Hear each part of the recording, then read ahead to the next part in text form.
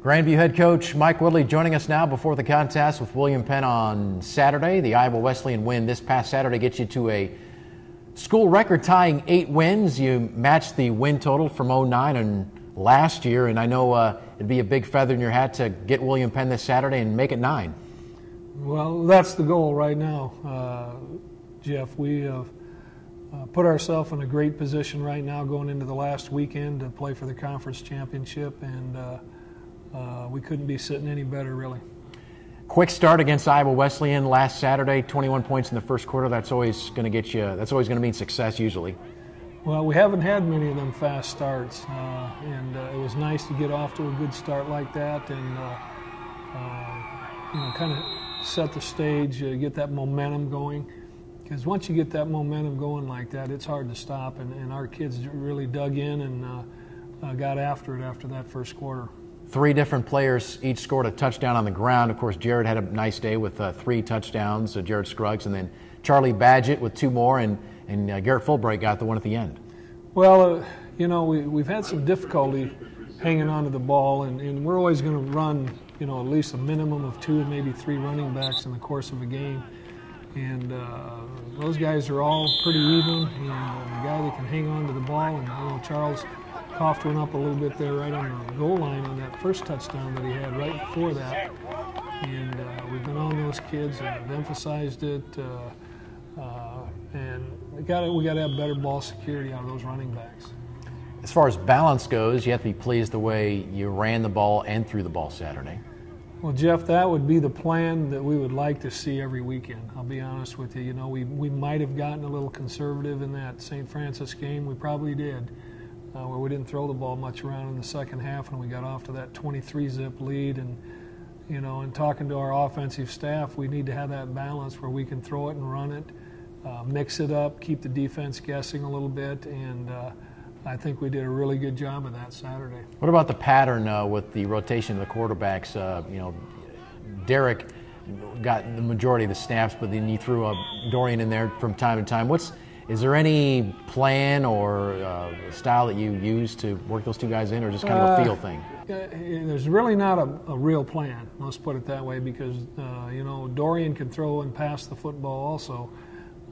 But we prefer to have Dorian in there when we're running it, and again, Derek's a good runner, and but it just seems to work out better with Derek in there probably a little bit more of the time, because when we're doing some checking and we're checking to a pass, we may have a run called, and they give us something that we want to throw on. We would like to have Derek in there. He's a little bit better passer than Dorian, and I guess for a plan, there really isn't a plan. A lot of the 275 passing yards were yards after the catch. A lot of yards after the catch on the 275 Saturday. Well, you like to see that because, we coach our receivers to be catch and run guys and not catch and fall down guys. And we've really got a good group of receivers, and the unfortunate thing is we don't know what Darius' status will be for Saturday because he tweaked that same ankle that he had tweaked against St. Ambrose. Whether Darius White will be back. And, it's just they all can catch and run with the football. They all do a good job. Defensively speaking, you obviously have to be happy with just 7 points. The defense really got a lot of pressure on Kevin McConnell Saturday. Well, we started great. We got after him early. And we got a few sacks. We got pressures every time he was throwing the ball. And to me, that's critical. When you're playing against a quarterback like that, you may not get sacks, but if you're pressuring him and pushing the pocket and doing the things that we did do in that game to make it difficult for him to find his receivers, that's a plus for our defense when you get that kind of pressure on. Okay, so for the 3rd straight week, the Vikings are number 9 in the nation in the NAIA Coaches Top 25 poll. William Penn, they come in ranked number 15, and we all know what William Penn's going to do. They have that kind of non-traditional offense where they're that triple option running attack. Well, Jeff, it is, and you can ask Joey or our whole defensive staff. They'll be pulling their hair out all week, making sure that our kids can focus on every single play, concentrate on their keys, and execute, because it's assignment football the way with a triple option. William Penn runs it better than anybody in the country. They are so good We've been looking at that offense for 4 years. Each year we try to come up with a little bit different plan to stop them, and nobody stops them, but we kind of had it controllable. We've given them just over 200 yards each year. When you're averaging around 400 almost, that's a pretty good day for our defense. William Penn converts 50% of their third downs. Is that a good percentage for offense? Is that what percentage do you really want to shoot for offensively on third down? Well, that's a good percentage. I mean, if you're over 50% on third down, you're doing a good job. And it goes right back to their down and distance offense. They want to keep it in normal down and distance, 3.5 yards a crack, and they'll take 3.5 yards a crack, and they're patient enough to do that. If it's 4th down and 4, they still may run it. That's generally a passing down for most, but not them. And as I said, they execute so well. They've seen every defensive plan to mankind, and they have an answer for every adjustment you make. They have an answer for it, and that's what makes them so difficult to play against. Talk about the overall series. This is the 4th meeting between the two schools. Vikings, of course, winning that great game last year, 14-13 in the winning score. The game 2 years ago in Oskaloosa might have been one of the worst games in Viking history as far as the score was and the way you played, 38-7. Well, I will say 2 things about that game. We didn't play very well. We had 9. I remember it like yesterday. We had 9 dropped passes that were wide open, catchable balls that we should have caught. We had 2 turnovers. That one went down to the 1-yard line on a pass interception. The other one went inside the 10. And they had a kickoff return late in the game that got down to our 2-yard line. So the score, what our defense did in that game, really wasn't indicative of how well we did play defense in that game. But offensively, we didn't have the focus, concentration that day.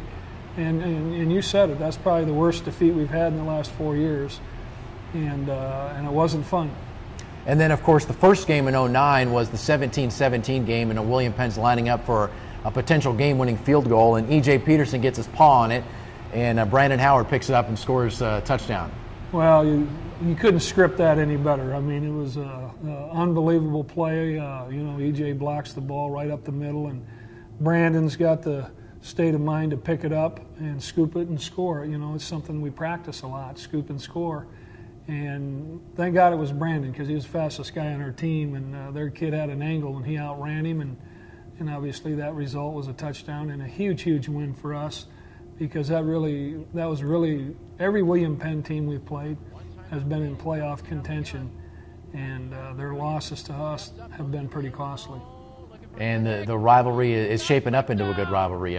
Playing the last game of the season last 2 years, and for the second straight year, it means something. Well, when we decided to get in this league and start playing William Penn, we didn't decide. Our student body president at the time, I think, and our athletic director, I don't know how it all came about, but they came up with this trophy, and this traveling trophy, the Rock and Ladder Trophy, and it's added more to the game, because that is our big rival game. And for some doggone reason, last year and this year, it comes right down to this game for the conference championship. So, what a great setting, and playing for the trophy and this big rival game. I think it's a neat deal. And they have a new field since we've been down there last 2 years ago. It's a lot nicer playing condition. Yeah, thank God for that, Jeff, because the field we played on over there 2 years ago wasn't safe, in my opinion, and in a lot of coaches' opinions.